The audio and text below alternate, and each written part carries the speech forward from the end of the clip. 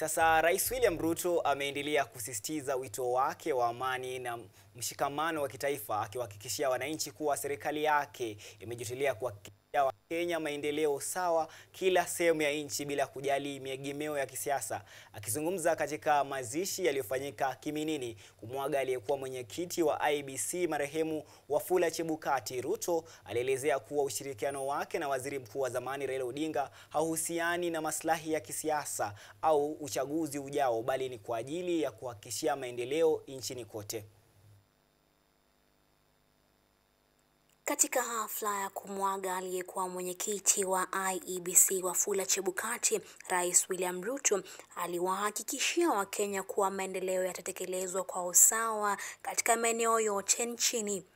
Rais alisema kuwa katika utawala wake serikali itahakikisha kuwa hakuna sera zinazowagawanya Wakenya, akitoa mfano wa mfumo uliokuwepo wa kuhakiki raia wa asili ya Kisomalia nchini Kenya. As a person who believes in equality, equity and justice, I will never be part of any policy that categorizes Kenyans into different categories. Hatuwezi kuendelea na mambo ambayo inagawanya wananchi katika viwango viwili. Ati kuna Wakenya wanapata vitambulisho kwa hali moja, alafu kuna Wakenya wengine wanapata vitambulisho kwa kiwango kingine. That is unacceptable, it is undemocratic, it is unconstitutional, it is illegal. Kulingana na rais, ushirikiano wake na Waziri Mkuu wa zamani Raila Odinga si kwa manufaa ya kibinafsi ya kisiasa kuelekea uchaguzi ujao, bali ni hatua inayolenga kuleta umoja na ushikamano katika kujenga taifa. Tushirikiane, sio kwa manufaa ya kiongozi fulani ama jamii fulani,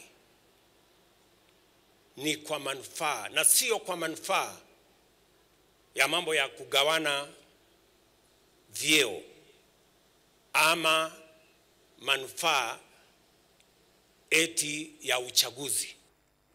Aidha, rais alitangaza miradi kadhaa ya maendeleo inayolenga kuboresha sehemu mbalimbali za nchi. Miongoni mwa ahadi hizo ni ahadi kwa wakulima wa miwa katika kaunti ya Trans Nzoia, ambapo aliahidi kuwa serikali yake itachukua hatua kama ilivyofanya Mumias kuhakikisha wanalipwa ipasavyo kwa mazao yao bila viwanda vya sukari kuporomoka kwa madeni. Vile tulifanya kule Mumias, ndivyo tutafanya hapa Nzoia. Tayari last week tumetangaza vile tutahakikisha kwamba Trans Nzoia vile vile tutaweka katika hali ambayo italipa wafanyikazi bila ya kuuliza pesa ya serikali, italipa wakulima kwa muda na vile vile itatoa bonus.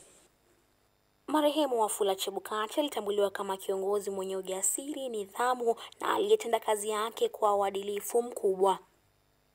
Yvonne Kemuma, runinga ya KU. Naam, shukran sana Yvonne Kemuma.